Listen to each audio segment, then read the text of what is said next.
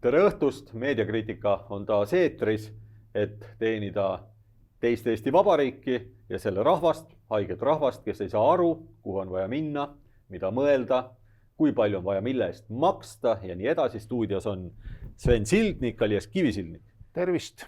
Ja Andri Kiige ja meedia küll pingutab nagu Berni karjakoer, et seda peata massi õiges suunas ajada, aga tulu ei mingit, lähevad ikka sinna, kuhu loll pea neid juhatab. Ja tuleb, tundub vähemalt nii, et inimestel on raske harjuda mõttega, et ülikooli äsja lõpetanud või vahel ka mitte lõpetanud noor naisterahvas, keda me nimetame viimasel ajal ajakirjanikuks, teab, ütleme, ettevõtte juhist või mõnest teadlasest ja nii edasi paremini, kuidas tuleb elada ja kuidas see maailm käib, aga paraku kui ei saa leppida, siis ei ole midagi parata, nagu Liisa Pakosta ütleb, tuleb selgitada ja seletada. Et meie ka üritame seda natukene selgitada ja seletada täna ja vaadelda seda asja ja võtame siis kohe ette esimese teema. Ja meie tänane esimene teema natukene võib-olla kergem. Võtame ette ka slaidi, mis tuleb meile vot siit ja meie ees on esimesena siis heliklipp ja kuulame, mida on seal Peep Talvingul rääkida.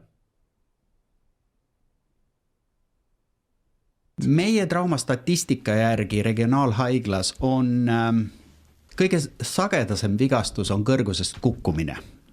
Järgmine number on kukkumine samal tasapinnal ja siis on auto versus jalakäija. Ehk siis liiklusõnnetused. Ja auto peale sõit jalakäijale ja need on siis 3 kõige levinumad. Teravad traumad, läbivad traumad, kuul, nuga on meie keskkonnas ka tõusmas, aga siiski veel suhteliselt madal. Me oleme teravate traumade koha pealt umbes 9%, kui Karolinska Stockholmis näeb juba peaaegu et 30%.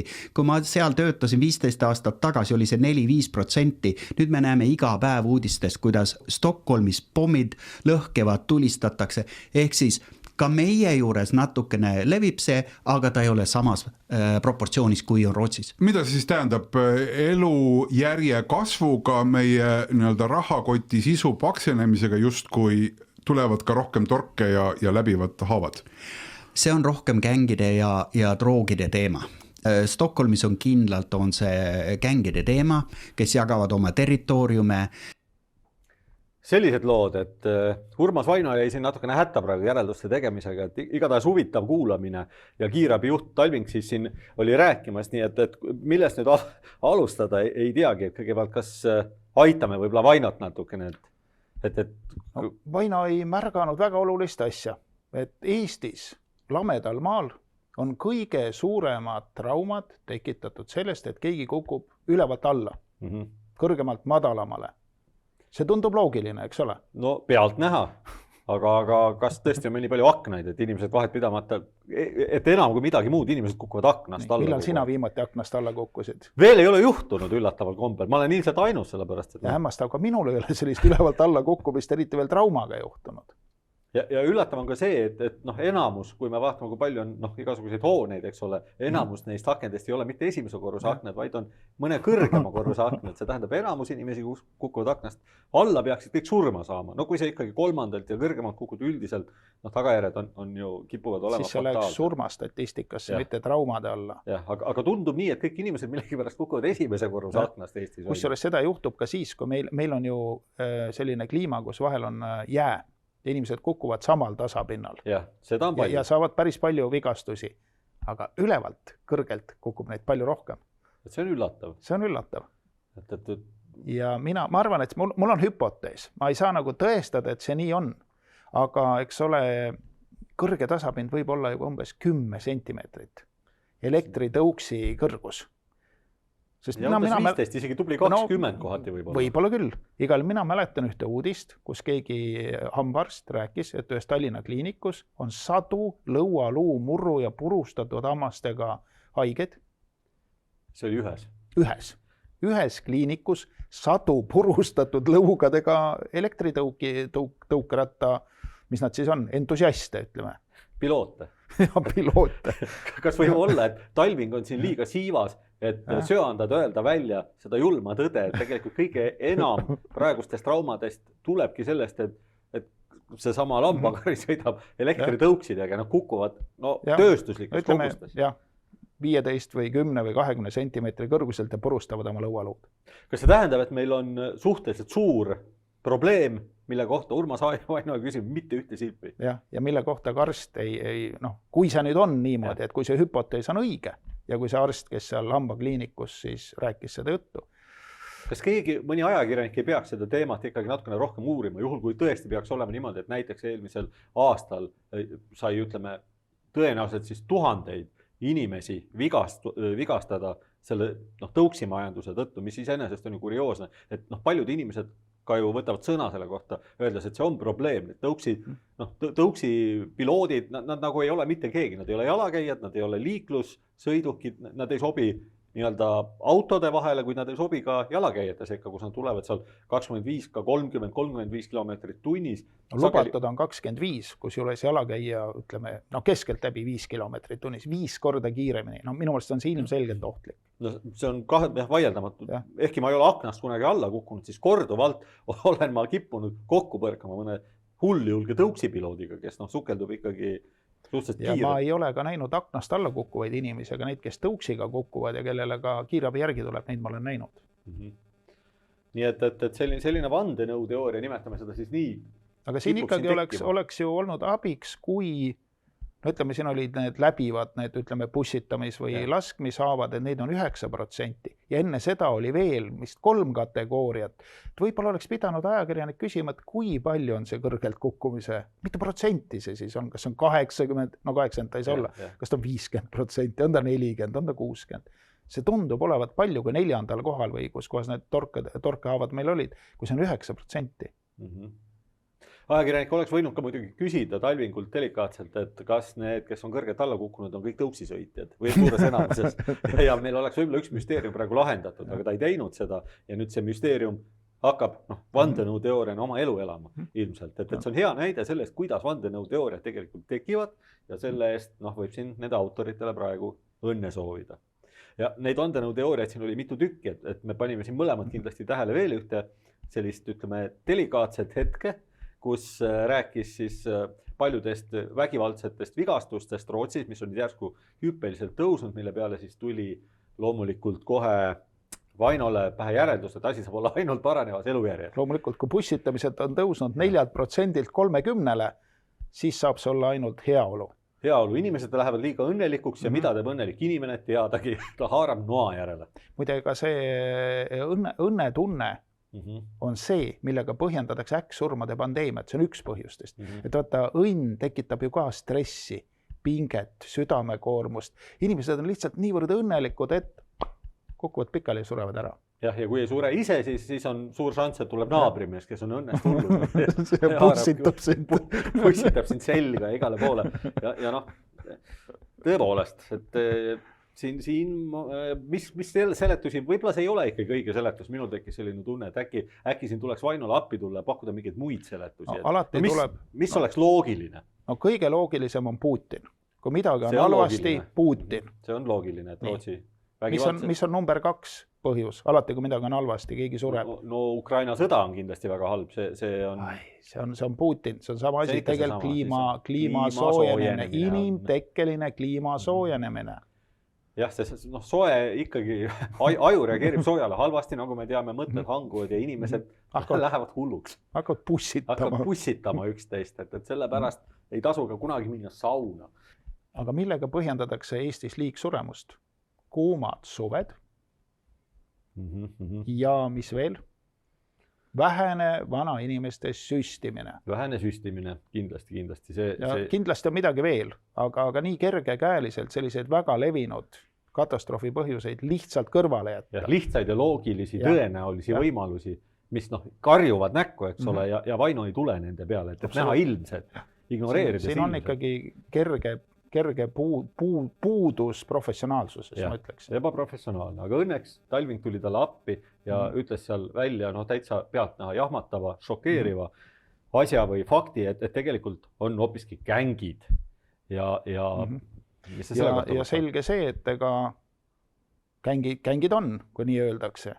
ja väga mõistlik on seal küsida, et ei küsi, mis gängid need on. Iga mõistlik inimene saab ju ise aru, et need on, kes nad siis on. No minu teada näiteks Västergötlandi elanikud Rootsis absoluutselt ei salli Skåne maakonna elanikke ja on väga pingelised suhted Västergötlandi ja Skåne vahel näiteks. Just Skåne on ju selline viljakas piirkond nagu meil mulgid. No kes sallib mulke?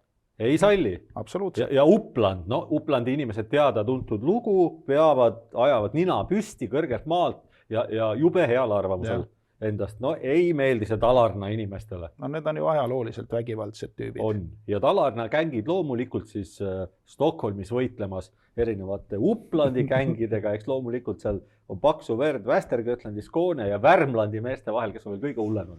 Sellist... No need ilmselt ongi see kurja juur seal. Jah, nii et see gängi kuritegevus Rootsis on ajalooliselt suur probleem olnud juba. Nils Holgersson ei rääkinud pieteeditundeliselt, kui lendas luigega üle selle suure Rootsimaa, rääkis ta küll erinevatest maakondadest, kuid selle maakonna gängidest, mis seal on, ei olnud sõnahijuta. Skånest ja selle gängidest oleks mõistlik eemal hoida ja tegelikult oleks väga vajalik, et meie välisministeerium hoiataks nende kõige vägivaldsemate maakondade eest Rootsis. Võib-olla meil jäi siin mõni veel mainimata. Ma isegi ei julge seda sõna suhu võtta, kõiki maakondi ei julgegi nimetada, et kartes kättemaksu. Aga igatahes oleks võinud Vaino täpsustada midagi ja üritada, mingid küsimusi esitada, ta muidugi ei teinud seda ja kokkuvõttes on meil siin palju täpsustamata fakte, nii et mis parata. Nii me peame edasi elama kuidagi.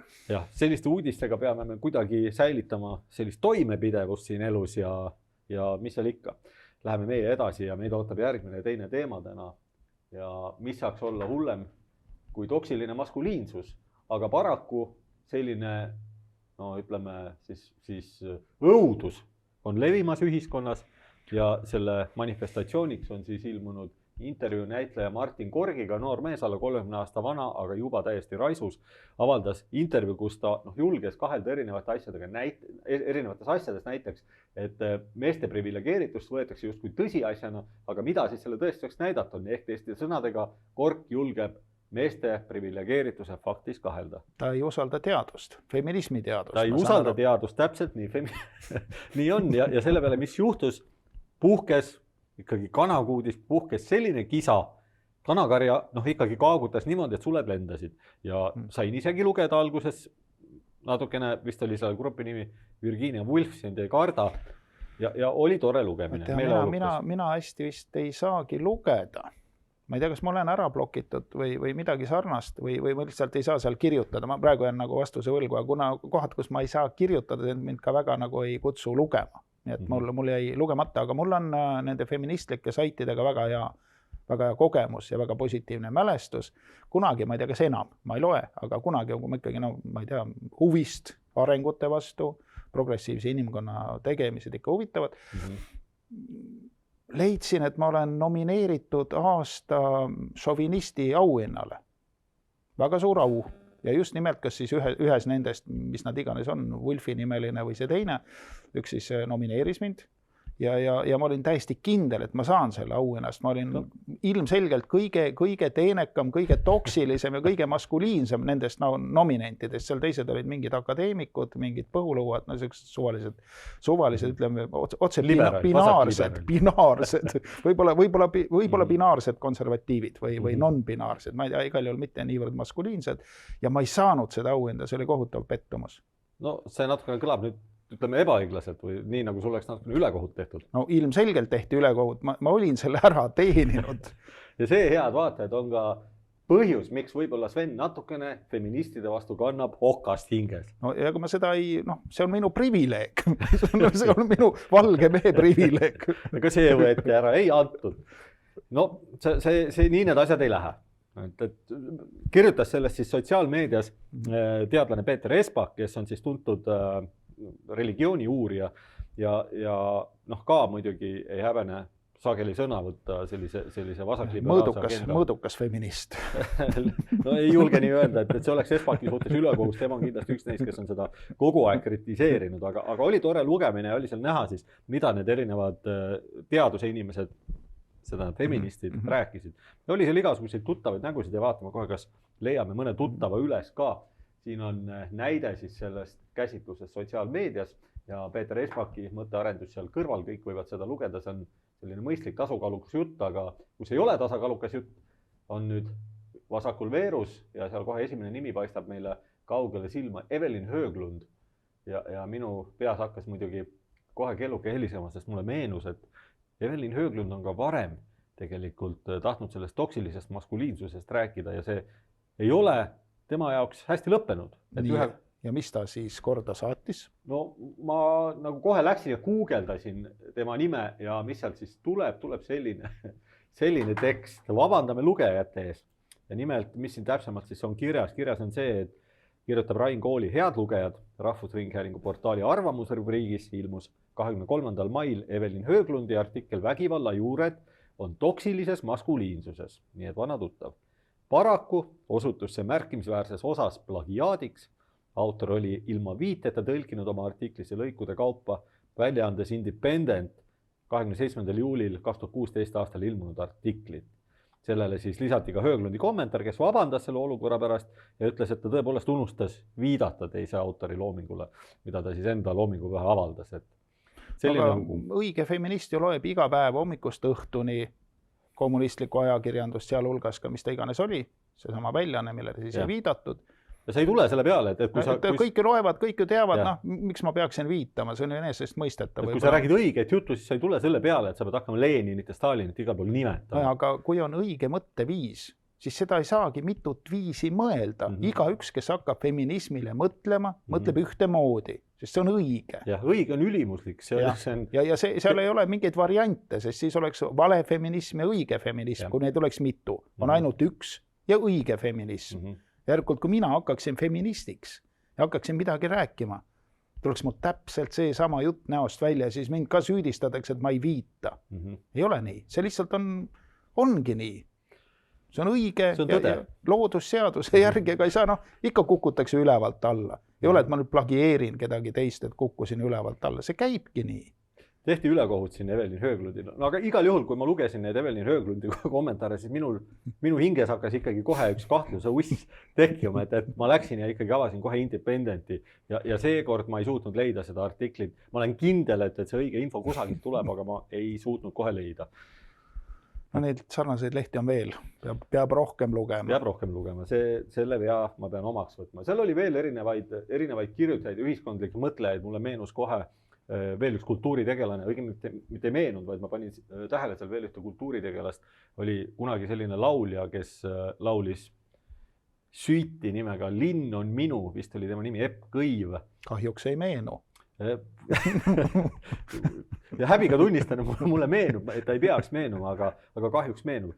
Ja sellest on nüüd palju aastaid möödas, aga ikkagi on näha, et inimene on kultuuri ja ühiskonna teemale jäänud truuks ja ka tema siis võttis alguses kurjalt sõna, aga õnneks leidus seal ka mõistlikke inimesi. Ja üheks selliseks oli Delfi ajakirjanik Anna-Telle Orav, kes asus siis, ütleme, võib-olla käremeelsemaid feministe taltsutama või siis korrale kutsuma, selgitades neile, et te peate siin nüüd mõistma, et teistsugused arvamused, me ei saa ka päris nii, et me keelame lihtsalt ära, et see on natukene, on ka selles väärtust, et teistsugused arvamused saavad kõlada, et kui kõik arvamused oleksid ühesugused, siis ei oleks ju hea. Ja mina, kuidas nii? Mina oma heast tahtes ka imestasin ja läksin sinna kirjutama vastust. Ja see lõppes mulle halvasti. Ma tahtsin kirjutada sinna, et Anna-Telle Orav on täiesti valel teel ja et see ei peaks nii olema, et on sõnavabadus, aga sõnavabadus laieneb ikkagi ainult õigetele arvamustele. Kui arvamus on täiesti vale, siis ta on vihakõne, vale fakt. Ja õõnestab Eesti Vabariigi kaitsevõimet. Ja mitte ainult, kõike, ta on ikkagi täiesti, ajab südame pahaks, nii nagu seal inimesed ka kirjutasid selle Martin Korgi jutu peal. Ta lihtsalt ajab südame pahaks ja seda ei saa tolereerida. Mõtle, kui Eesti kaitsejõududel läheb süda pahaks, loevad mingid feminismi suhtes kriitilist seisukohta ja kaotavad kaitsevõimest. Süda on paha, ei suuda sihtida näiteks. No nii on ja mina kirjutasin ausalt selle tões ja vaimus selle kommentaari ja ironiseerin. Ma tõepoolest niimoodi täpselt kirjutasingi lihtlausetega ja sellest hetkest alates mina enam seda Virginia Woolfi gruppi ei näe. Mul on kuri kahtlus, et mind on ära blokeeritud ja siin ma tahaksin pöörduda Virginia Woolfi moderaatorite poole, et ei olete täiesti valesti aru saanud. Minu küsimus ei olnud mõeldud irooniliselt, see oli mõeldud tões ja vaimus, nii et palun andke mulle andeks, andestage, kui võimalik. ja vaadake asi üle ja võib-olla ma saan jällegi vaadata, sellepärast et materjal, mis selles grupis on kahtlemata huvitav. Ja kuna Eestis ei ole vihakõne veel lõplikult defineeritud, siis iroonia või sarkasm ilmselt ei lähe sinna alla, isegi kui see oleks olemas. No ütleme, formaalselt ei lähe, aga süda tunneb halva ära ja võib-olla olen valmis siin endale tuhka pähe raputama. Võib-olla natukene on halb ikkagi. Hästi, olgu kuidas on. Me peame ka teisi teemasid täna käsitlema. Las see toksiline maskuliinsus jääda sinna paika, et Martin Kork, neile, kes ei ole seda intervjuud lugenud, siis lugege, see oli täiesti mõistlik jutt tegelikult, noor mees, kes on ilmselgelt lugenud rohkem kui ühe raamatu ja tahab oma peaga mõelda, on valmis, ütleme, avaldama ka sellist mõtet, mille peale Virginia Woolf ei kiida teda ja Eestis ei olegi selliseid inimesi viimasel ajal. See ei ole liiga palju, neid on väga vähe. Ja siin on üks selline, nii et lugege ja minge teatrisse, mitte igasse teatrisse, aga sellisesse teatrisse, mis veel, ütleme, tõest, halvast, südant pahaks tegevast tõest lugu peab. Pole kaua teatris käinud, ei julge kinnitada seda hüpoteesi, aga loodan, et see nii on. Nii, aga nüüd tõsisemate teemade juurde. Ja meile vaatab vastu Grete Griffin, kellel on siis plaanis hakata pärast sünnitust enda platsentat sööma. No mis võiks selles plaanis valesti minna? No mitte midagi, ma ei ole küll suur kokakunsti ekspert, aga kui juba lehes kirjutatakse, et inimene valmistub platsentat sööma, siis eelkõige ma olen nagu rõõmus selle üle, et ta ei ole oma lapsi ära söönud siiamaani. See on juba väga suur asi. See on suur asi. Ma ei kujuta ette, et see platsenta söömine oleks nüüd väga ohtlik ühiskonnavastane tegu. Ma arvan, et see ei tee kellelegi väga palju halba. Ja peab ütlema, et ta ei ole ühiskonnale ohtlik, ta on sellele inimesele endale kindlasti ohtlik, et platsenta söömine kindlasti ei ole inimesele tervislik, ehkki räägitakse siin, et mingites, ma ei tahaks öelda kuluaarides, aga ütleme nii, et naiste lehtede veergudel kiputakse viimasel ajal rääkima, platsenta söömine on kasulik ja millega seda põhjendatakse, põhjendatakse sellega, tuuakse näiteid loomariigist, imetajate riigist, mida võib-olla selline postmodernistlik ideoloogia nüüd liiga sageli ei tee. Aga räägitakse, et kuna enamus loomi sööb peale sünnitust oma platsentat, siis miks ei võiks ka inimesed süüa. Muidugi enamus loomi, vabandust väljendi eest ja ma ei taha siin kasutada mingit erameelsusi, et enamus loomi ka sööb oma kas kakat, kui on vaja, või siis selleks, et oma seedimist korrastada, või siis söövad rohuliblesid, närivad, jällegi kassid söövad vist karvu ja nii edasi, igasuguseid asju või tahavad karvapalle välja saada ja söövad rohtu ja nii edasi. Loomad teevad palju asju, mida inimesed ei tee. Loomad ei maksa makse. Loomad ei maksa makse, see on õige. Inimesed maksavad. Inimesi ja loomi lahutab terve rida asju tegelikult. Ütleme, loomadest niimoodi igas punktis õppust võtta võib sattuda pahuks sisse seadusega. Näiteks on loomaliike nagu kängurud, kes tegelikult kaklevad päev läbi. No isaloomad. Need kaklevad päev läbi, peksavad üksteisel nägusid üles. Ja sealt nüüd, kui ma võtaksin eeskuju, ilmselt tekiksid probleemid. Ja emasloomad pistavad oma järeltulijad kukrusse ja jällegi see on miski, mida inimesed ei tee tegelikult igapäevaselt, sest neil ei ole kukrut teadupärast. Ja see on nüüd selline dilemma, mille kohta ei teagi, mida öelda, et kui Griffin plaanib lapsega kukrusse pista, siis ma ei tea, mida talle soovitada. Ühesõnaga, loomariigist on küll väga palju õppida, aga kas see kõik on nüüd inimühiskonnale kohane? Ma arvan, et tsivilisatsioon on üks selline asi, me oleme ikka mingis tsivilisatsiooni jäänuste keskel me elame, mis on nagu just selleks tehtud, et mitte elada loomade moodi, vaid elada inimese moodi. Vanasti peeti seda isegi vooruseks. Need ajad on nüüd läbi. On isegi selline sõna nagu inimlikkus olemas. See oli selline positiivne varjund. Ja loomalikkus otse vastupidi, selline negatiivse varjundiga sõna. Jah. Inimene on, kui öeldakse vahel, et inimene on loomastunud, siis see ei ole kiitus. Me praegu näeme, et üks, ma küll ei tea, mis ala inimene Grete on, aga... Kunagi nooruses oli tegemist algaja kergejõustiklasega, kellest ei saanud küll kergejõustiklast, kuid temast sai ühe hästi jõuka Ameerika profisportlase abikaasa. See on tema suurim spordisaavutus seni. Ei saa kurta. Ei saa kurta, aga peab ütlema, et hetkel inimene on loomastumas, kavatsedes hakata oma platsentat sööma. Peab seda ka õiendama tegelikult, ei saa mööda. Mis seal platsenta söömises siis halba on, tahan mina teada. Kui naistelehed kirjutavad, et on hea, lihtsalt on ta siis, kas ta maitseb halvasti, on ta mürgine, mis seal siis pahasti on? Ma usun, et ta maitseb halvasti. Ma ei ole päris kindel, sest ma ei ole kunagi ega ka kavatse platsentat süüa, aga mulle tundub, et ta võib maitsta halvasti, tõenäoliselt on tegemist mingit laadi surnud rakkudega, mis tähendab, et ilmselt sisaldab ta teatud hulga mingisuguseid toksiine ja üldiselt ikkagi on ta ma olen aru saanud, et selle bakterioloogiline selline pilt ei ole see, mida sa tahaksid toiduks tarbida. Ja tervikuna tegemist ei ole toiduga, tegelikult on teatud sellise orgaanilise materjaliga, mida loomad ei söö mitte sellepärast, et see on kasulik, vaid söövad hoopis teistel põhjustel. Ja mis need põhjused on? No esimene põhjus on see, et pärast sünnitust see selline vere ja platsenta segune mass tõmbab kiskjaid ligi ja selleks, et kiskjad ei leiaks sind, kes siis loom on tavaliselt peale sünnitust nõrkenud, sest loomad sünnitused võivad kesta väga pikka aega, eriti suurtel mingisugustel sõralistel nagu põdrad ja nii edasi, et selleks, et piltlikult öeldes, ma ei tea, ütleme, üksik hunt seda nõrkend põdra ema maha ei murraks koos tema lapsega, selleks üritab ta nagu peita oma jälgi peale sünnitust, et see on selline enesealalhoiu instinkt. Oled sa kindel, et keegi ei ürita lugupeetud griffinit maha murda? Ma olen selles suhteliselt üle keskmise kindel, aga jah, päris garanteerida ei saa. Teine põhjus, mis on see, et sageli vist loomade sünnitus on võib-olla nii raske ja nii pikk, et neil ei ole lihtsalt midagi muud võtta, et loom hädas sööb kõike, siga sööb ka kõike, et inimene see ei pea olema nagu siga, eks ole, et kui sa selle loogika järgi ka inimene võiks süüa munakoori, ja nad ongi kasulikud.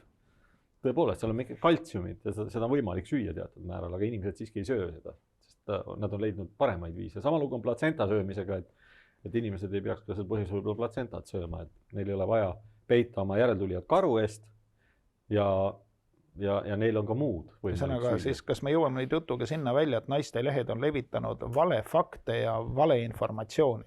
Ei, nii kaugele ma julgeks minna, et küllap selles ikkagi mingi tõetera sees on, aga pole midagi teha, et kui Grete Griffin tahab seda platsentat süüa, ta kirjutasin, et ta on selle pärast väga elevil ja mis saab meil selle vastu olla? Head isu. Aga samas inimesed, kes siis võib-olla Grete Griffini sõbrad, kes lähevad Griffinitele külla, siis olge ettevaatlik selles osas, mida teile pakutakse. Eelistage taimetoitu võimalusel. Täpselt nii. Ja vaatame meie teemadega täna edasi. Meie järgmine teema tuleb Postimehest ja nüüd natukene vahelduseks konservatiivset ajakirjandust on seda hullust juba, vasakliberaalset hullust saanud küll, et võib-olla äkki tuleb Postimehest midagi mõistlikumat. Loodame. Vaatame klippi. Я часто ходила на съемки, и один из фотографов мне сообщил, что будет проходить съемка фильма. Я туда приехала, увидела большой ангар, очень много камер, там очень все красиво, и я поняла, что это немножечко не съемка фильма, а съемка, видимо, какому-то подкасту к рекламе этого Warehouse. Вот. И я, собственно, узнала, да, что это такое. Мне сказали, что это реалити, но когда я увидела отдельные комнаты, где диваны напротив камеры, я поняла, что это чуть-чуть не совсем только реалити. Я немножко удивилась, да. То я сейчас работаю, у нас нет такого определенного направления, что там девушки только должны заниматься чем-то сексуальным, показывать себя обнаженными и так далее. У нас это подточено под реалити-шоу, то есть мы готовим, мы ходим в джакузи, играем в разные игры, и у нас это больше как реалити-шоу. Но также есть отдельные комнаты, где девушки могут раздеваться и делать более интимные моменты. Есть игрушки определенные, они находятся рядом с нами, всегда в нас примерно. Секс-игрушки. Они просто как бы управляемые с телефона или когда они привязаны к сайту, за чаевые они будут активированы. Millega nüüd on tegu? Ma ütlen võib-olla paar sõna selgituseks, enne kui edasi läheme. Minu vene keel on kaunis roostes, aga ma saan aru, et tegemist on näitlejaga, kes mängis mingis laste filmilaadses tootes, kus olid mänguasjad. Mitte päris. Natukene tahab täpsustamist saada. Ilmus selle kultuuritegelasega see lugu siis Postimehes tõepoolest ja pealkirjaks avameelne intervjuu ja seksitöötaja Tatjana, nii et tuleb välja, et mitte, laste, ütleme, see on siis suhteline, nagu me viimase aja põhjal teame, kui teha musta huumorit, et olen harjunud palkas oma alkoholi joomise niisama hängimise eest ja autor on sellel keegi Viktoria Solomonchuk ja ameti kirjeldus, see kõlab küll nüüd uskumatult, aga on kirjutatud ajakirjanik. Igatahes selline uudis on ilmunud ja millega on siis tegemist sinu hinnangul? Kas ta siis on nüüd...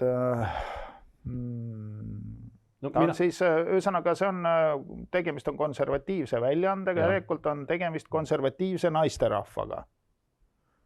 venelased ka üldiselt ju on suhteliselt konservatiivsed. Järelikult on tegemist konservatiiviga, kes siis rakendab ellu feminismi õpetust, et tegelikult on praktilise feminismi, kuidas öelda, harrastajaga või professionaaliga, kuna ta elab sellest, ma saan aru, feminismi põhimõtete elluviimisest, siis ta on professionaalne feminist, praktik. No kogu selle loo selline tonaalsus on ju tegelikult selline, et tegemist on siin selle noore naisterahva võimestamisega.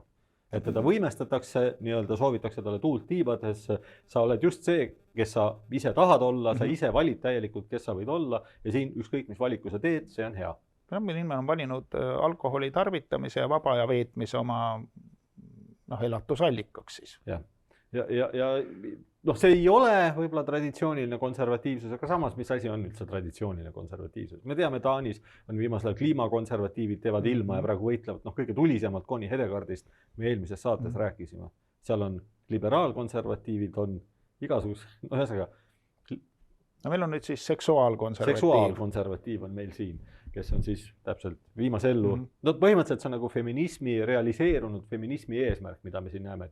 Feminismil on eesmärgid ja see, mida me siin näeme, on nüüd selle tulemus. Et see, mida jahutakse seal Virginia Woolfis, see on teooria ja see, mida me nägime siin klipis, on praktika. Mida me küll ei näinud, aga ühesõnaga ma siis üritasin aru saada, ei saanud hästi aru. Ja milline see praktika siis välja näeb? Vaatame siin mingisuguseid detaile, vaatame natukene sisse, et kõigepealt naiste võimestamisest me rääkisime, siin on ka see sisu, näiteks küsitakse siin erinevaid küsimusi, ma toon näiteid. Ka jutustatakse asja, mille nimi, viimasel nimetatakse seda narratiiviks nii. Tatjana on kahtlemata silmapaistva välimusega kaunis noor naine. Täiuslikuks timmitud keha, pikad juuksed, suured rohelised silmad ja lopsakad huuled. Ning ta on oma ameti üle uhke. See on nüüd narratiiv, mida me kuulesime. Mis on narratiiv? See on jutt. Kas võiks öelda, et ka muinasjutt? Tundub küll. Minu meelest seksuaaltöötajate elu klassikalise kirjanduse näitel, ma tunnengi põhimõtteliselt seksuaaltöötajaid, ütleme Tolstoi ja selliste autorite põhjal, on ikkagi traagiline. Praktiliselt alati. Siin muide on selle kohta ka tõestust, et küsitakse kohe järgmises küsimuses, et kas teil püsipartner on olemas? Oli. Kas läksite lahku teie uue ameti tõttu? Võib nii öelda küll. Kohtusime, kui töötasin striptiisitarina, see oli veel selline mahedam töökoht. Vähem konservatiivne töökoht. Sellega ta leppis, kuid sellele tööle veebikaamera eest enam vastu ei pidanud. Ta lakkas mind usaldamast ja muretses, et lähen üle piiri. Tal oli hirm, et teen kaamera ees kõike ja lähen lõpuni. Aga nii see pole. Ma ei riietu kunagi kaamera eest täielikult lahti. Et noormees täiesti asjatult tegi kärbsest elevandi. Paranoia, vandenõu teooria. Täpselt. Et lihtsalt aiglaslik toksiline armukadedus ja kokkuvõttes toksiline maskuliinsus sai noormehele endale saatuslikuks. Et neiu on puhas nagu prillikivi. Ühesõnaga, ma saan aru, see võimestamine käib siis kaamera ees, aga mitte päris lõpuni ja midagi jääb ka selga võimestamise juures. Nii on, aga see on alati suhteline, nagu me teame ka kirjanduse vahendusel, et see võimestamine alati kipub ajas arenema, sellepärast et nii nagu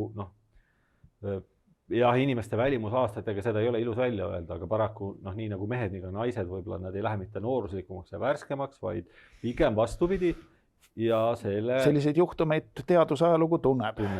Ja mida rohkem see nii-öelda läheb, see ilmselgelt, kui sa saad sellest raha, siis see tähendab, et teenistus hakkab vähenema ja ainsaks viisiks seda kompenseerida ongi see, et inimene hakkab võimestamise teel kaugemale minema. Lõpuni välja siis, nagu ma saan aru, kuhu praegu veel ei ole mindud. Milline see lõpp võiks olla? Kas see loost annab välja lugeda? Seda annab välja lugeda sellepärast, et minu meelest see tütarlaps sellest natukene ka rääkis. Nimelt on tal siin konto. Tema esineja nimi on Yes Boss, täiesti konservatiivne kasutaja nimi, et annab teatud isegi ütleks, et veidike seksistlik, et asetab mehe nagu pjedestaalile. Siin on parimaeks seksiks alati, kas suurus loeb?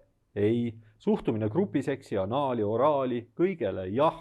Ja nii edasi, ehkki ta siin võttis ka sõna, et ütles, et ta siiski näiteks tõi näiteid, et mida ta ei tee, et ta näiteks ei pea tegema siin, kas oli käsitööd. Nii et võiks öelda, et noormees on ikkagi võimestatud. Tema võimestatud, noormees tegi ikkagi rapsis ilma asjata, oleks võinud asja rahulikult võtta, ei ole probleemi. probleemi ei ta ole. on tore, et Postimees tegeleb selliste konservatiivsete nüanssidega, mis võib-olla teistel konservatiivsetel lehtedel on jäänud kahe silma vahele, või siiamaani kipuvad jääma kahe silma vahele. No ja siin jällegi igas sellises meepotis on ka tilk tõrva sageli ja mulle tundub, et OnlyFansis selline sooline tasakaal päris paigas ei ole. Et seal on naised suures ülekaalus millegi pärast, mis jällegi on selline, ka seda võiks käsitleda, et seal on vist 95, kui mitte 99% naisi. Kahjuks jah, klassikalise kirjanduse abilinnast OnlyFansiga ei saa kurssi viiest, see on kaunikesti uus asi, et selles ma jään vastuse võlgu. Aga ma kindlasti arvan, et seal peaks olema meeste sookvoodid. Kui selline probleem on olemas, peaks olema sookvoodid kindlasti. Jah, sest vastasel juhul on tegemist mingit laadi matriarhaadiga, sest et kui inimesed saavad lihtsalt, nagu ta siin kirjutas, jakuusis vedelemise ja alkoholi joomisest palka, siis mina ei tea kohe ühtegi sellist valdkonda, kus mehed saaksid samal viisil raha teenida. Kas sina äkki tead? Mina tean küll selliseid mehi, kes alkoholi tarvitavad, aga ei saa selle eest ja enamus alkohoolikud ei saa kirjaniku palka. Ma kindlalt tean seda. Ja jakuusi paraku ei vea välja, et alkoholi tarvitamine võib olla otsapidi sinna alla, aga nii et pigem ikkagi mitte. Väga vähe on neid. 4 vist palju neil kirjaniku palkasid meil on? No neid on seal võib-olla 3 aastas ja ma ei tea, on 10, ütleme. 10, aga siin juba üksinda selles firmas Warehouse, ma saan aru, on ilmselt 10 neid, nii et ikkagi tasakaal on täielikult paigast ära, sooline tasakaal. Jah. No ega siin muud ei olegi, kui lähme selle artikliga edasi, sellepärast et kõik head asjad sellega ei lõppenud. Tegelikult siin oli igasuguseid toredaid kohti veel, kõik ei jõuagi neid läbi lugeda, aga lõpuks jäänud tulemata ka sellised küsimused, et näiteks, et kas olete tunnetanud vihkamist oma töö juures? See oli selline lugu. Kas olete tööl vihkamist kogenud? Ja selle peale siis kirjutasid kliendid ja ütle mulle midagi näkku, kui tüdrukud saadavad vihakirju, ehk siis see on küll muidugi räägib asjale natukene vastu. Aga näeme, et ikkagi ajakirjanik on ka selle narratiivi mitte sobiva fakti ikkagi loo sisse pannud objektiivsuse huvides. Kuid siis läinud kohe selle sama narratiiviga jällegi ikkagi edasi. Küsin nüüd uue küsimuse, et kas te ei tunne, et teid kasutatakse ära, et alles me võimestasime ja nüüd me oleme siis teinud ohvri, millest tuleb kiita ajakirjanikud. Osav naine. 2 narratiivi on parem kui 1. 3 on siin selles. 3 erinevat narratiivi. Naine kui ohver, naine kui võimestatu ja siin oli veel, mul oli isegi vist kirjas, ühesõnaga diskrimineerimine, ärakasutamine. Ühesõnaga, et inimene saab vaba aja veetmisest raha ja teda kasutatakse sel kombel ära. Just, ja ei ole siin korgijoogist olnud juttu, et kas teda ei ole kunagi talle saadetud näiteks postiga korgijooki või midagi, et teda siis ära kasutada, see on veel selline järgmine hull lugu. Et sellised uudised, et tervikuna ei teagi, mida sellest asjast arvata, et miks sellised asjad ilmuvad, et ju siis konservatism on ennast leidmas. Uutmoodi konservatism, mis seal ikka, lähme meie edasi järgmiste teemadega, võib-olla me leiame midagi siis liberaalsemat, kui selline on konservatism, siis võib-olla tuleb ise otsida midagi liberaalsemat, täpselt nii. Ja meie järgmine teema on siin Jourova, mis on ka sõna, mis muidugi räägib iseenda eest, et kui kõigil on ilmselt niigi selge, et Jourova. See kõlab nagu, kuidas sellisel kokku okultisti nimi, mul ei tule nüüd meelde kohe Hašekil, aga Juraida, et seal ka ei olnud epiteeti tarvis, et kui ütlesid Juraida, oli kõigile selge, kellest käib jutt. Ja siin on üsna sarnane lugu. Jourova, okultistist kokk Jourova kirjutab, peame koos Eestiga vaatama, kas defineerime vihakõnet õigesti ja millega on siin tegu. Siin on siis meie vana hea, õigemini noor ja hea Johannes Tralla, kes on siis võtnud intervjueerida Jourovat, täiendused liigsed ja millest räägitakse, üritatakse lahendada, ütleme sellist dešifreerida Voynichi manuskripti kahekesti, milleks on siis vihakõne mõiste kõigepealt ja teiseks euroopalikud väärtused. Ja see on loomulikult ambitsioonikas ülesanne, nagu me teame, siis tsivilisatsiooni viimased 3000 aastat ei ole sellele mõistatusele vastust toonud, ei ole ka näha, aga inimesed üritavad ja see on alati hea. Et võtame siit natukene lähema vaatluse alla üht-teist, mida siis omavahel selle uurimise käigus on öeldud. Selline küsimus kõigepealt, et et teie ülesanne on kaitsta euroopalikke väärtusi. Kas see on tänasel päeval raske töö? Siin jääb küsimata küll see, et mis need euroopalikud väärtused on, aga mis seal ikka. Ja vastab, et jah, see on väga raske töö, mida kauem sellega tegelen, seda enam mõistan, et see töö ei lõpe kunagi. Et muidugi hea, kui tööd on. Nende väärtustega tundub olevat probleeme. Ja siin ka küsib kohe, mis selle töö raskeks teeb. Kes euroopalikke väärtusi kahtluse alla seavad? Jällegi jääb täpsustamata, millistest väärtustest on jutt, aga nii. Ja kujutame ette, vastab siis Jourova. See on demokraatia kaitsmine. See tähendab demokraatlike... Küsiti tegelikult, mis selle töö raskeks teeb, aga Jourova hakkab jourama, et see tähendab demokraatlike ausaid valimisi, meie inforuumi kaitsmist tsensuuri eest, aga samal ajal ebaseadusliku sisu ja valeinfo sissevoolu eest. See on õigusriigi põhimõtete kaitsmine, mis puudutab põhiseaduslikku võimude lahusust. Kuidas need asjad kokku lähevad? Kuidas ametnik, kes on tulnud siia tsensuuri kehtestama, sisuliselt tsensuuri kehtestama, vaatama, kas tsensuuri tehakse korralikult, nii nagu peab, nagu keskuses ette nähtud, hakkab rääkima väärtustest, järelikult see tsensuur ja sõnavabaduse piiramine ongi euroopalik väärtus, ühtlasi on ta demokraatia ja siis lõpuks jõudis ta oma jutuga veel välja, ma ei tea kuhu. Õigusriigi võimude lahususe. Ta üldse ei vastanud sellele, mida ta küsiti. Miks see niimoodi oli? Põhjus oli lihtne, tegemist on niivõrd vilunud propagandistiga, et ta juba teab neid küsimusi. Ta on kuulnud neid lõpmatuse nii ja ta lasi trallal ära küsida ja ta isegi ei suvatsenud, ei vaevunud kuulama. Ta lihtsalt pani selle sama plaadi käima, ta eeldas, et teine küsimus kohe nagu mõistlikes riikides on see, et küsitakse, et kulla inimene, mis Euroopa väärtused? Ja sellele tuleb hakata mingi kelvast ajama. Ja ta hakkas panemata tähele, et Tralla ei ole üldse selline ajakirjanik. Tema ei küsinudki, mis Euroopa väärtused. Tema ei ole ebameeldiv ajakirjanik. Ta ei küsi ebameeldivad küsimusi. Võib-olla Trallal anti ette nii vastused kui küsimused ja need ongi sellised arulagedad ja sõgedad, nagu nad siin on. Ma olen nii suur ametnik, võib-olla lase mingil Trallal üldse esitada küsimusi. Oot, mis küsimused? Küsimused on siin, esita neid. Või et Tralla omakorda mängis üle Jourova, teades, et ta võib küsida ükskõik mis küsimuse Jourova vastatale teatud asjaga ja ometi ta otsustas küsida vale küsimuse. No, loodame, et see nii oli. No nii, igal juhul kahekesti nad siin sellega pusivad ja siin on siis sellest vihakõnest palju juttu, et kokkuvõttes on niimoodi, et hätta, ütleme, ruttame asjast ette, hätta nad kahekesti siiski sel korral jäid, vihakõne jäi defineerimata, Euroopa väärtused jäid avamata ja sellest on kahju, sellepärast, et inimesed näevad palju vaeva, see on justkui elu mõtte otsimine, nad otsivad elu mõtet ega leia seda kunagi. Aga tegelikult on võimalik see asi ära sõnastada. Ja sina, hea Sven, enne saadet me siin rääkisime, sinuga pisut juttu, sõnastasid selle ära, isegi 2 eri viisil. Ma küll nagu hiilisin kõrvale sel põhjusel, et klassikalises kirjanduses on see, mida kogu maailma progressiivne inimkond ei ole suutnud teha, ega seda vihakõne definitsiooni ei ole olemas. Või neid on palju ja nad on erinevad ja üksteisele vastu käivad. Aga mina leidsin, et see on väga hästi sõnastatud Hašekil. Klassikalises romaanis vahva sõdur Šveiki juhtumised esimese maailmasõja päev. Siis oli lihtsalt maailmasõja päev. See oli eesti keeles kõlab ta vait olla ja edasi teenida. Ja saksa keeles siis, kuidas oli, weiter dienen, ei, Maul halten und weiter dienen. Just, nii ta minu saksa keele vastuse järgi tõesti on. Et see on selline kujundlik siis selgitus. Ja, lihtsalt pidagi lõuad, on selle asja mõte. Ja seda kuidagi teistmoodi üheselt defineerida ja väga naljakas ongi see, et meile tuleb ametnik vaatama, kas me defineerime õigesti asja, mida ei ole defineeritud. Selle kohta ei olegi definitsiooni. Ja. Kuigi on praktika. Praktika on olemas. Ja praktikas tähendab see seda, et ei tohi vaielda võimudega põhiküsimustes. Rohepöörde küsimuses, homoseksualismi küsimuses, immigratsiooni küsimuses. Kindlasti on neid küsimusi veel. Aga need on sellised põhiküsimused. Ühesõnaga, ja ongi väga raske defineerida sellepärast, et ilmselt erinevatel võimudel ja nende erinevatel opositsionääridel ongi erinevad teemad.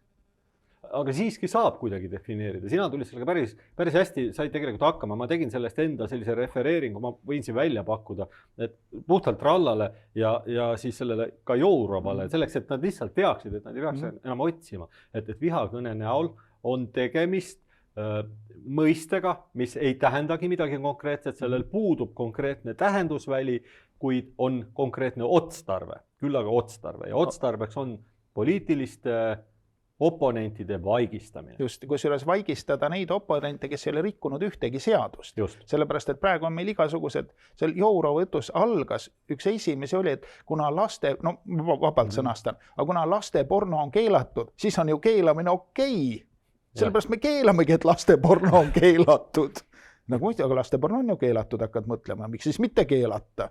Kui õnnestus lasteporno ära keelata, miks ei peaks ükskõik mida muud siis saama ära keelata? Võib-olla keegi hakkab Eesti Vabariigi põhiseadust räägima. Vait! Lasteporno on keelatud! Mis teed siin? Lõpeta ära. Vangi lähed. No me nüüd sõnastasime selle asja ära ja ei ole probleemi, et seda saaks kasutada. Tegelikult küsimus on puhtalt selles, kas inimesed tahavad. Miks ei taha, seda ei tea. Ilmselt on mingi põhjus ikkagi, et ei öelda välja see, et tehakse, aga salatakse. Süüakse ja ei öelda, et Ja ainus võimalik järeldus on, et ei tahetaks, et selline keskmine inimene tänavalt saab aru, millega tegelikult tegemist on. Ja see on põhjus siis, miks pealtnäha just kui otsitakse vastust, kui tegelikult ei otsita. Ei saa olla õiget definitsiooni, kui ei ole ka valet definitsiooni, kui üldse mingit definitsiooni ei ole, aga selleni me ei jõua seda intervjuud lugedes. Jõuame, aga see ei ole nagu põhiteema, seal käib üks lõputu hämamine selle asja mingite Euroopa väärtuste ümber, mis näivad olevat inimõiguste piiramine. Nii ta on, nii et lihtsalt definitsioonid ja meie jõuame tänase viimase teema juurde ja see teema on nüüd natukene, ma ei tea, kas ta laiali on valgunud, aga veidikene keeruline on teda kokku võtta ja kõigepealt alustame sellisest slaidist, mis võib-olla sai kõige rohkem tähelepanu Eesti meedias ja see slaid on siin meie ees. Ilmus siis Rahvusringhäälingu portaalis selline uudis. Helme Vooglaid ei esinda julgeolekupoliitikast rääkides EKRE seisukohti. Ja tõepoolest selline asi ilmus, intervjuu oli Martin Helmega, kes tõepoolest selliseid asju ütles, et Varro Vooglaid tõepoolest ei esinda, seejuures jäi natuke ebaselgeks, millisest Vooglaiu väljaütlemisest on jutt. Aga sellel ei ole ka suurt vahet, kui inimene ei ole partei liige, siis ta ilmselt ei saa esindada, kui tal ei ole erivolitusi. Täpselt nii, ja see on täiesti õige, et ta tõepoolest ei esinda. Ükskõik mida ta väidaks, kui ta oleks ka öelnud, et hommikul tõuseb päike ja õhtul läheb looja, ei saa see olla EKRE seisukoht, sest härra Vooglaid ei ole selle partei liige. Jah, ja ta ei ole ka teinud ühtegi mingit sellist justkui taotlust esineda partei nimel. Et mul jäigi alguses ebaselgeks, et millest üldse täpsemalt on jutt. Ja siit tuleb nüüd siis välja, et tegelikult on saatnud küsimused Huko Aaspõllu Varro Vooglaiule. Ja need puudutavad siis sellist üldist Venemaa teemat, Ukraina sõja teemat, mida te arvate sellest ja nii edasi. Esitab seal palju küsimusi ja Vooglaid vastas Huko Aaspõllule, keda ta nähtavasti on aktsepteerinud ajakirjanikuna, mis oli viga ilmselt, on vastanud põhjalikult ja seejuures lugesin läbi selle vastuse ja see kõik on enam-vähem selline jutt, millega saab ainult nõus olla. Aga selgus, et see ei ole ikkagi just kui päris see, ehk et mitte midagi sellist, mida siin aga milles see siis oli? Mida siis? Seda ei ole seal. Ja see, mis oli, paistab meile nüüd silma loomulikult Delfi uudises. Sest kust sünnivad skandaalid, kust nad hakkavad, kuhu nad võtavad selle risoomi alla.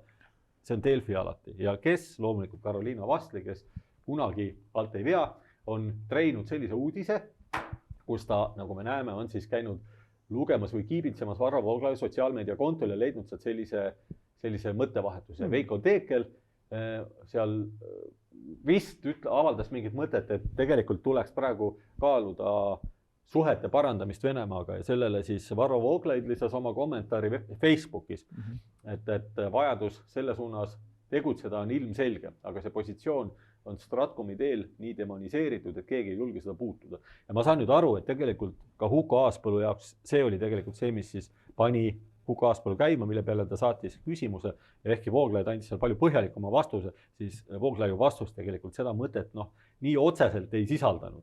Et ta küll sisaldas, ta teatud määral sel teemal rääkis, aga ta ei avaldanud seda mõtet päris sama kategooriliselt, kui ma õigesti mäletan. Ühesõnaga, ta ei öelnud otse välja, et Venemaale tuleb kallale minna.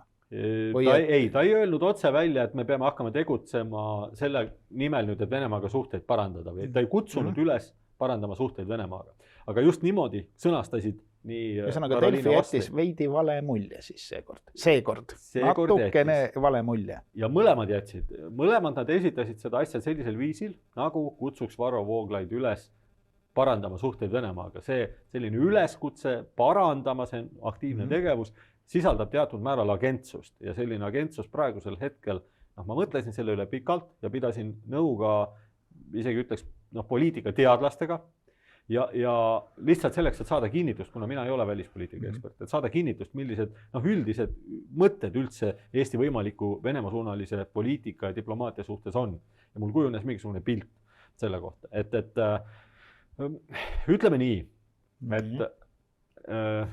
see mõte, mida Vooglaid siin justkui näib väljendavad, pigem ei ole võib-olla Eestile, ütleme, ei ole selline mõte, mida peetakse Eestile praegu optimaalseks välispoliitiliseks tooniks, kuid mingis mõttes ei ole see ka sellise abstraktse suure laia teemana, ei ole mingi mõeldamatus. Iseenesest see, et Venemaaga oleksid paremad suhted abstraktse eesmärgina on igati okei.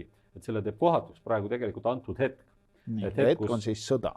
Sõda, Venemaa poolne vallutussõda Ukraina vastu teeb selle hetke valeks. Ehk siis praegu ei ole selles hetkes, ka arvestades, millise välispoliitilise doktriini Eesti on valinud, Eesti on teinud selge valiku praegu orienteeruda Ameerika Ühendriikidele ja mingis mõttes ka omalt poolt natukene panustanud selle konflikti eskaleerimisse teatud ütleme diplomaatiliste sammude kaudu, nagu see saadikute väljasaatmine või pariteetsuse alusel arvestamine.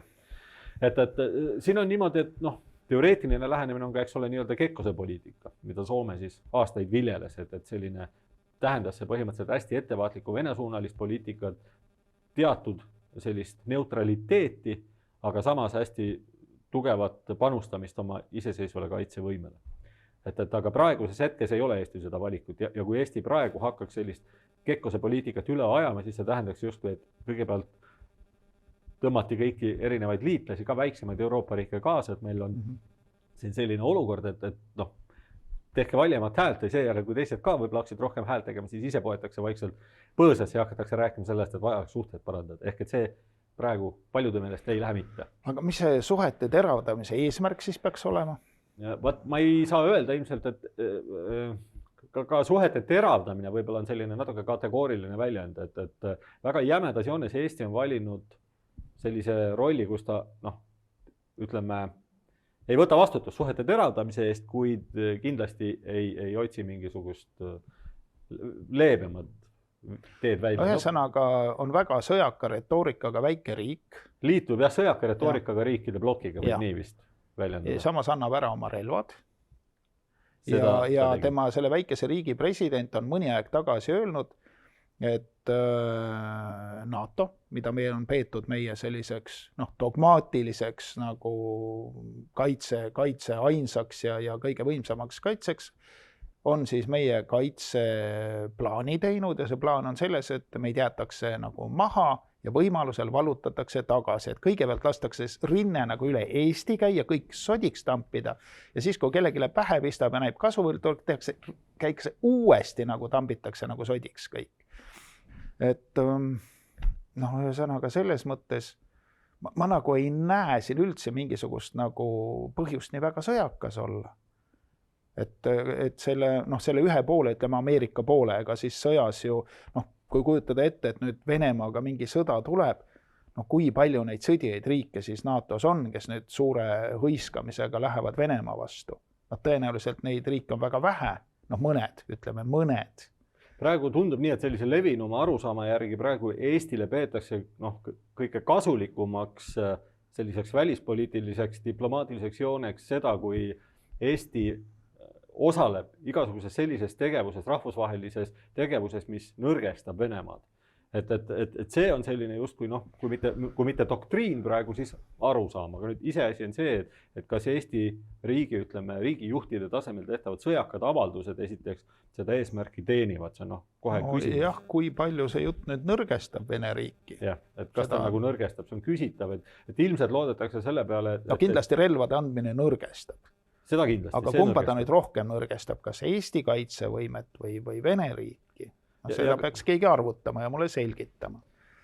Kogu see teema tervikuna on selline, et siin on väga palju ebamugavaid küsimusi, et üks küsimus on näiteks selline, et kui palju üldse on võimalik, kui palju üldse tegelikult me kontrollime seda olukorda, sellepärast et noh, ma mõtlen ka seejuures välisriigid, lääneriigid, kui palju nad seda olukorda tegelikult kontrollivad ja kes võib-olla neid protsesse päriselt siis kõige rohkem kontrollivad. Sõjalist olukorda on võimalik kontrollida sõjalise jõuga.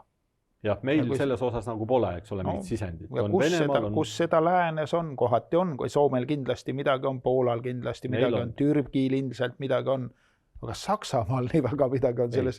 Saksamaal hetkel on väga vähe ja palju Euroopa Liite, kus ilmselt ei ole peaaegu mitte midagi. Ja me oleme üks neist kahjuks hetkel. Ja me oleme lähedal. Ja see tingib ka selle olukorra, kus tegelikult meie meediasse jõuavad pehmelt öeldes pentsikud asjad, nii oli näiteks tänases lehes, mida me ei jõua isegi meie saates käsitleda, siis Eesti Kaitseväe, kes on peastaabi ülem Veiko Vello Palm, kes kirjutas, et Venemaa, kuidas siis oli Ukraina sõjas ebaõnnestunud Venemaa võib kujutada endast Eesti riigi jaoks ohtu, mis kõikidele neile, kes panid tähele, peaksid aru saama, et see räägib täpselt 180 kraadi vastu sellele, mida on siis räägitud meile seni, et vastupidi. Siiamaani on meile öeldud, et Ukrainas sõditakse meie eest ja mida paremini läheb Ukrainal, seda parem on meile. Mida halvemini läheb seal Venemaal, seda parem meile. Ja nüüd öeldakse, et ebaõnnestuv Venemaa võib tähendada Eestile kallale tungi. Et õnnestuv Ukraina siis toob Eestile kaela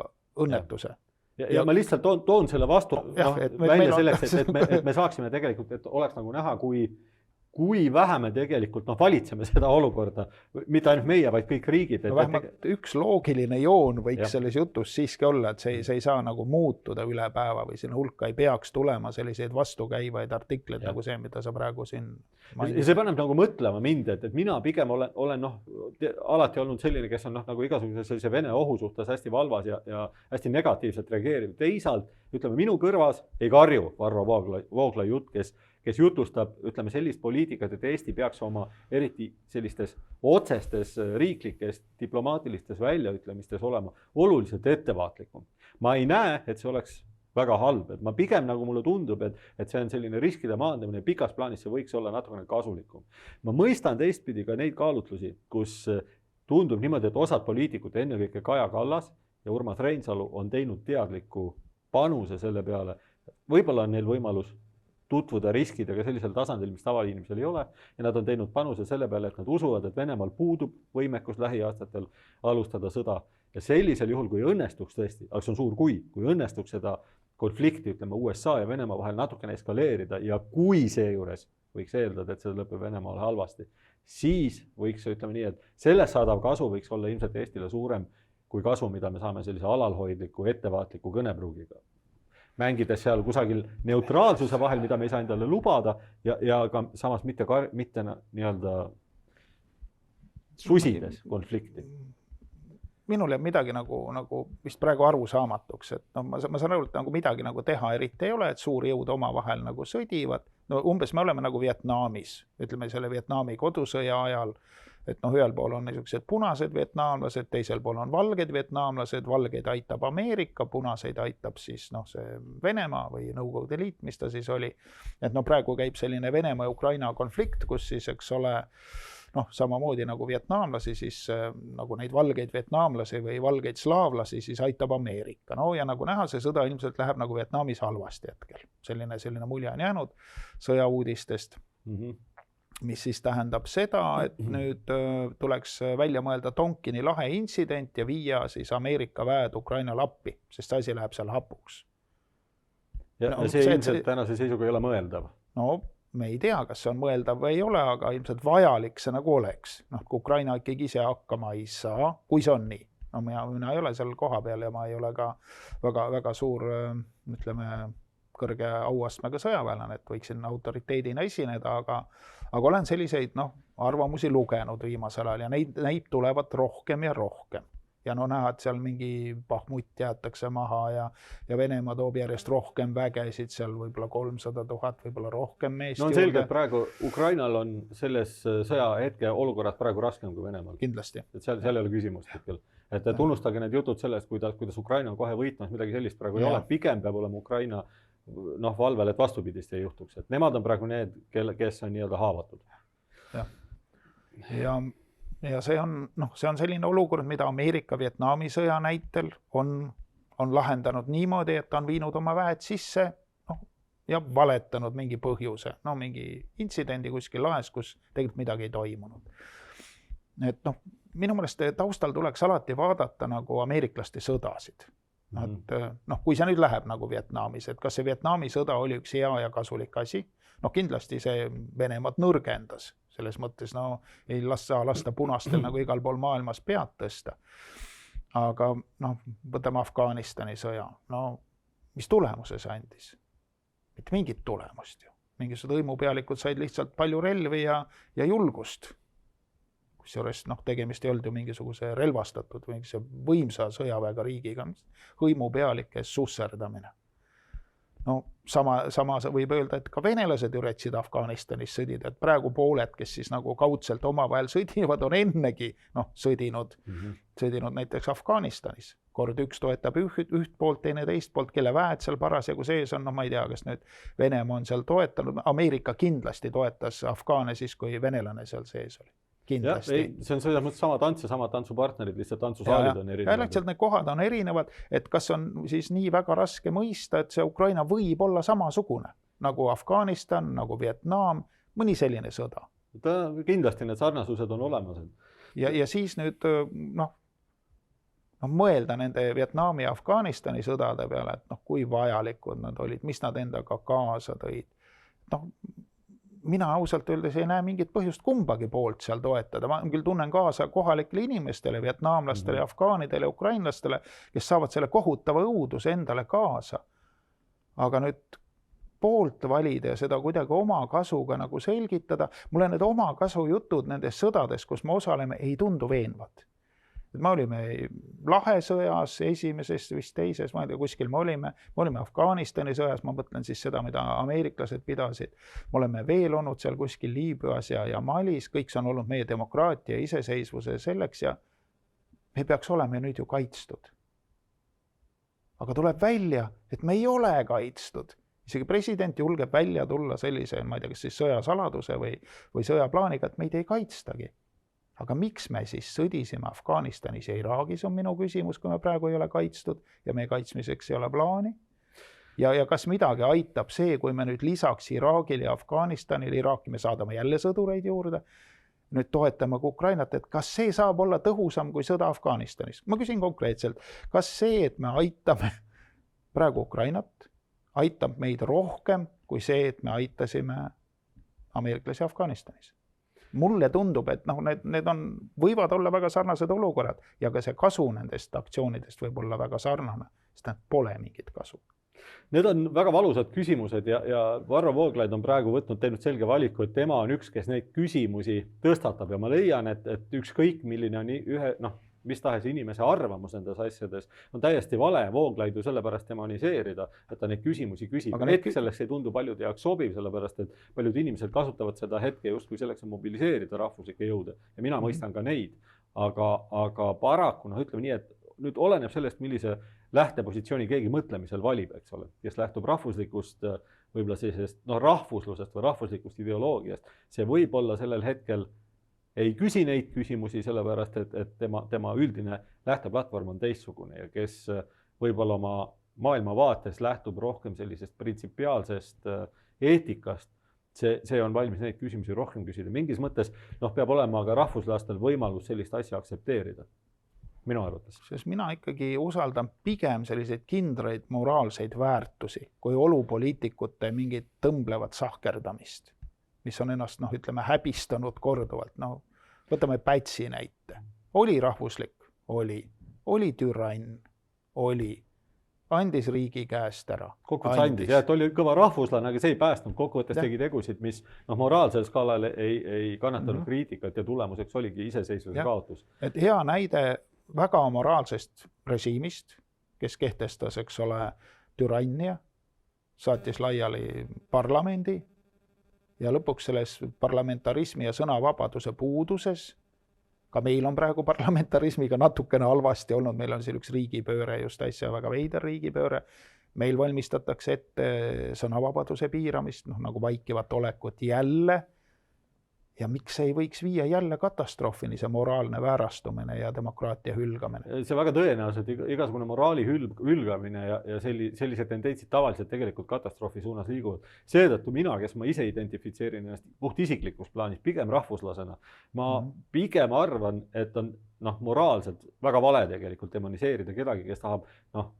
veidikene teistsuguse rõhuasetusega maailma vaadelda. Et siin ei ole küsimus nagu mitte kuidagi ei ukrainlastele vastandumises ega ammugi mitte Eesti rahvuslikule riigile vastandumises. Küsimus on lihtsalt selles, et ühed inimesed on rahvuslased ennekõike, teised inimesed on võib-olla kristlased ennekõike või on nad asetavad oma sellise printsipiaalse eetika kõige kõrgemaks, kus see ei tähenda seda, et see rahvuslus on selles eetikasüsteemis nii-öelda number 1 positsioonil, millega kõige viimasena tehakse kompromiss. Iga inimene ja ka rahvuslane peaks minu meelest sellega olema valmis leppima või ta mitte leppima, vaid ta peab suutma sellega leppida, et vastasel juhul ei ole tegemist ikkagi päris sellise, võib-olla on rahvuslasega, aga see on rumal.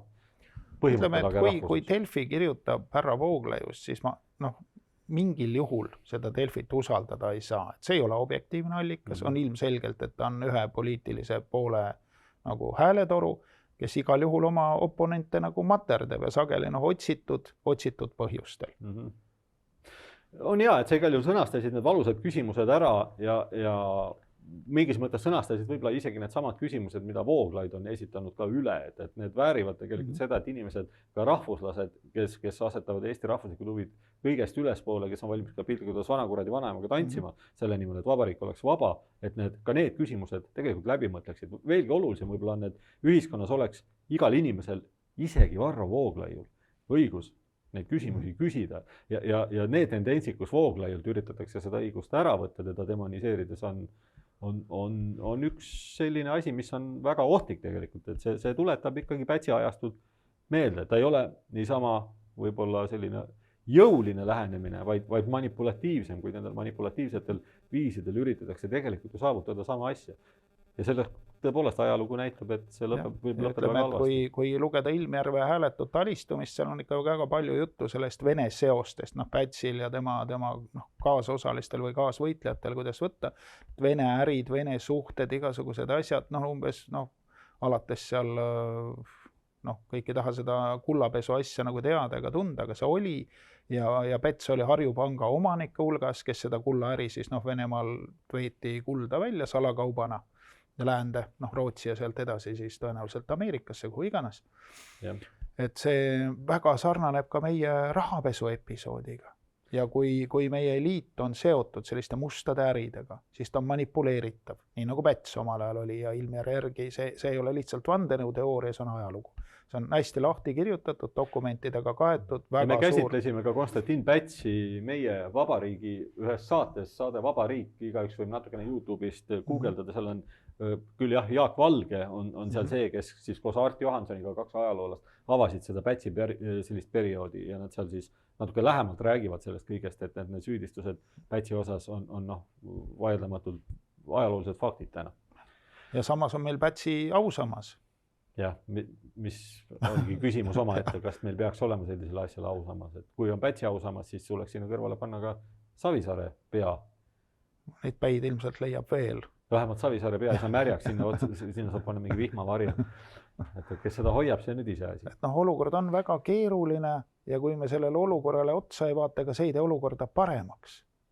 Võib-olla pigem halvemaks, võib-olla ei olegi mingit lahendust. Aga ilmtingimata ei pea ju väga halba olukorda üritama veel halvemaks teha. Jah, ja halbade uudiste toojad tingimata ei ole vaja tümitada, et on tekkinud sellised sättumused, kus mingi grupp inimesi, mitte ainult selleks, et ütleme mitte õilsatel motiividel, vaid pigem omakasupüüdlikel motiividel seda üritab teha, sellest tuleb püüda kuidagi üle olla ka neil, kes on harjunud Vooglaiu asju lugema ja kaasa mõtisklema ja seda meie omalt poolt siit soovitamegi. Ja mina, kes ma tunnistan ausalt, olen väga pika aja jooksul nagu härra Vooglaiu artikleid lugenud, saateid kuulanud. Kindlasti ei saa kuidagi järeldada, et oleks putinist või inimene, kes tahaks Eesti riigile halba. Absoluutselt vastupidi. Minu meelest on minu jaoks sellise muster isamaalasega tegemist, ma ei tea, kas ta on isamaalane, aga minul ei ole kunagi ka kõigi nende kordade jooksul. Minu meelest on ta ilmselgelt inimene, kes on isamaalise inimesega. Jah, kes tegeleb Eesti huvides, Eesti põhiseadusliku korra huvides, kõiges, mida ta teeb.